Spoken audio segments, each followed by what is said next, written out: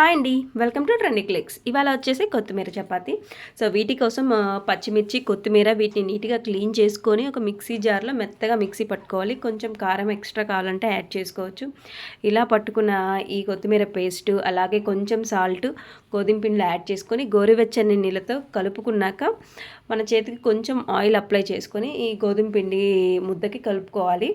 ఇలా ఉంచడం వల్ల గోధుమ పిండి ఆరిపోదు. ప్లస్ 10 మినిట్స్ ఆగాక మనం ఈ చపాతీలు రోల్ చేసుకొని ఇందులో గోరువెచ్చని నీళ్ళు యాడ్ చేసి కలపడం వల్ల కూడా ఈ చపాతీలు చాలా సాఫ్ట్గా వస్తాయి. ఇప్పుడు పెనం హీట్ అయ్యాక ఈ చపాతీలని మనం కాల్చుకోవడమే. ఆయిల్ అప్లై చేసుకొని మనం డైలీ ఇలా ఏదో ఒక ఆకుకూర యాడ్ చేసుకొని చపాతీలో తినడం వల్ల కూడా మనకి హెల్త్కి చాలా మంచిది. పిల్లలు కూడా వాళ్ళు స్కిప్ చేస్తుంటారు ఆకుకూర విడిగా చేస్తే. సో ఇలా యాడ్ చేసి మిక్సీ పట్టడం వల్ల కూడా పిల్లలు ఇష్టంగా తింటారు. చాలా టేస్టీగా ఉంటాయి, సాఫ్ట్గా ఉంటాయి. Thanks for watching trendy clicks.